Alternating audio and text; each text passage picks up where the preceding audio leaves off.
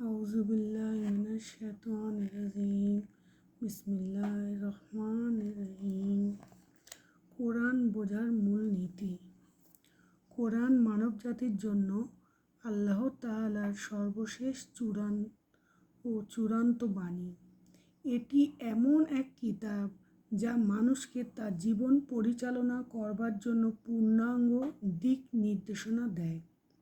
তবে কোরআন বোঝার জন্য নির্দিষ্ট কিছু মূল নীতি বা নীতিমালা অনুসরণ করা অপরিহার্য, কারণ ভুল ব্যাখ্যা কোরআনের প্রকৃত অর্থ থেকে দূরে সরিয়ে দিতে পারে এবং বিপদগামিতার কারণে হতে পারে।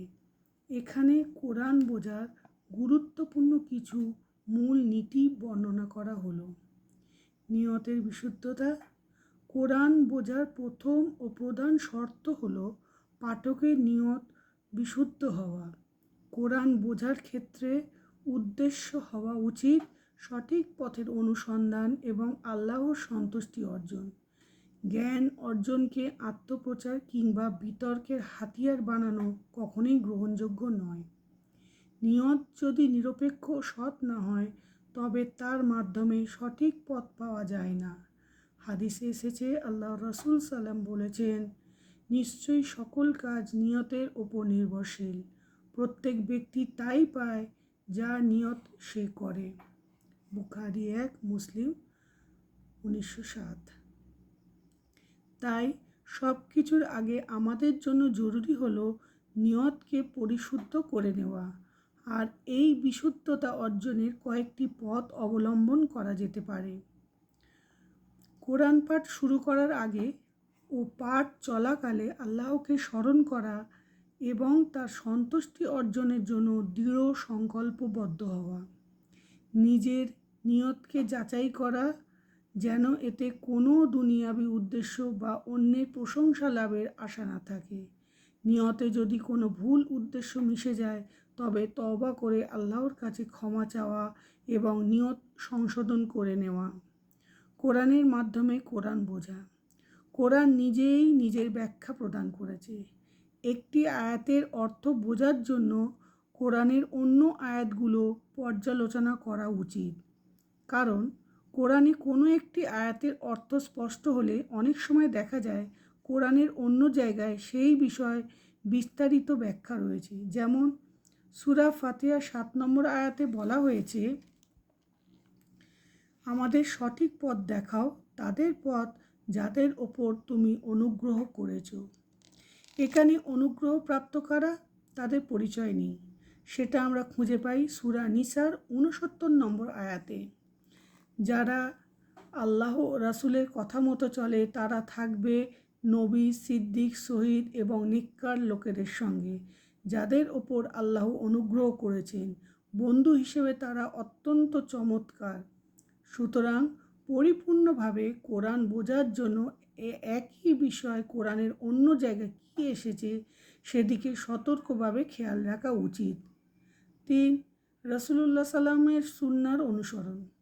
কোরআন বোঝার ক্ষেত্রে রাসূলুল্লাহ সাল্লামের ব্যাখ্যা ও সুন্নাহ অপরিহার্য, কেননা তিনি কোরআনের প্রথম ব্যাখ্যাকারী এবং কোরআনের প্রতিটি বিধান তার জীবন ও কর্মে বাস্তবায়িত হয়েছে। রাসূলুল্লাহ সাল্লামের হাদিস ও সুন্নাহ কোরআন বোঝার একটি মৌলিক চাবিকাঠি।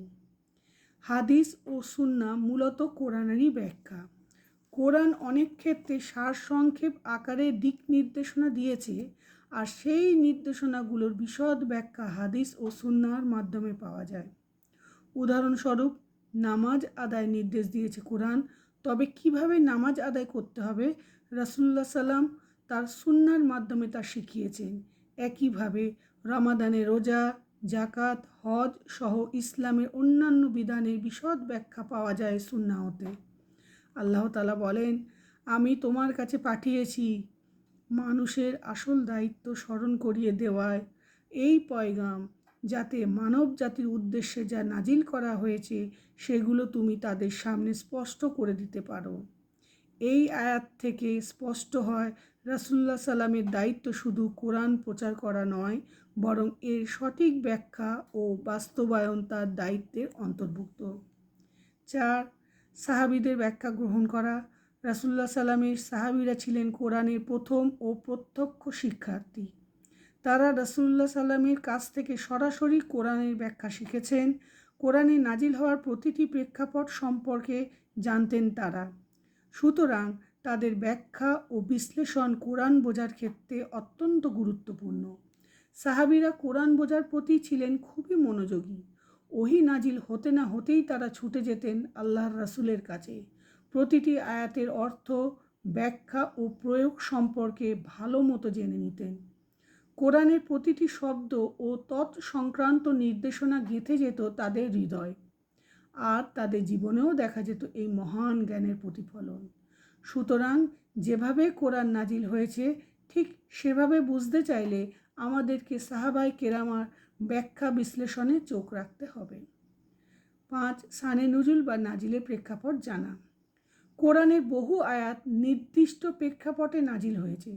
সেই প্রেক্ষাপট জানলে আয়াতের প্রকৃত অর্থ ও উদ্দেশ্য বোঝা সহজ হয়।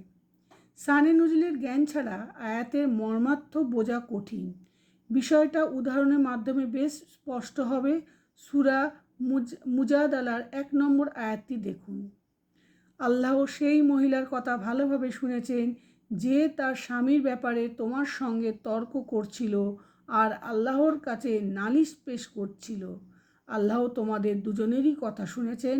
নিঃসন্দেহে আল্লাহ সব শোনেন, দেখেন। এই আয়াতটি খাওলা বিনতু সালামের ঘটনা নিয়ে নাজিল হয়েছে। তার স্বামী তাকে জিহার পদ্ধতিতে তালাক দেন, যা ছিল অবৈধভাবে স্ত্রীর সঙ্গে সম্পর্ক ত্যাগের একটি প্রাচীন আরব প্রথা। তিনি আল্লাহ রাসূল সাল্লামের কাছে অভিযোগ করেন এ বিষয়ে কোনো নির্দিষ্ট বিধান তখন পর্যন্ত কোরআনে ছিল না। তখন আল্লাহ এই আয়াত নাজিল করে জিহারের জন্য কাফফারা নির্ধারণ করেন। এই প্রেক্ষাপট না জানলে আয়াতের মূল বার্তা অনুধাবন করা বেশ কঠিন। তাই সঠিকভাবে কোরআন বুঝতে হলে শানে নুজুলগুলো ভালো করে জানতে হবে। 6. নির্ভরযোগ্য প্রাচীন ও আধুনিক তাফসির অধ্যয়ন করা। কোরআনের অর্থ ও ব্যাখ্যা গভীরভাবে বুঝতে নির্ভরযোগ্য তাফসির গ্রন্থ অধ্যয়ন করার বিকল্প নেই। তাফসির হলো কোরআনের আয়াতের ব্যাখ্যা, যা আল্লাহর বাণীর প্রকৃত উদ্দেশ্য, শানে নুজুল, নাজিল হওয়ার প্রেক্ষাপট, শব্দের গভীর অর্থ এবং তত্ত্বগত বিষয় বিশ্লেষণ করতে সহায়ক। ইসলামের বিভিন্ন যুগে বহু জ্ঞানী ও প্রখ্যাত তাফসিরবিদ কোরআনের তাফসির রচনা করেছেন। নিচে কয়েকটি নির্ভরযোগ্য তাফসিরের নাম দেওয়া হলো: তাফসিরুত তাবারি, তাফসিরুল বাগাবি, তাফসিরু ইবনে কাসির, তাফসিরুল কুরতুবি, তাফসিরুস সাদি, রুহুল মাআনি, মাআরিফুল কুরআন, তাফহিমুল কুরআন। 7.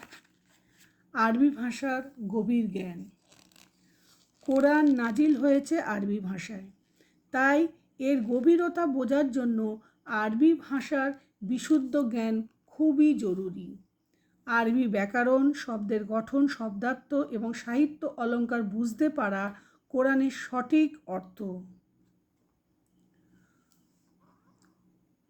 সঠিক অর্থ অনুধাবন নিশ্চিত করে।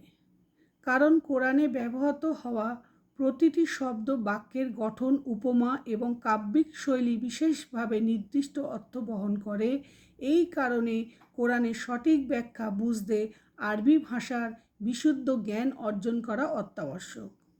8. যুক্তি ও ইজতিহাদের সঠিক প্রয়োগ।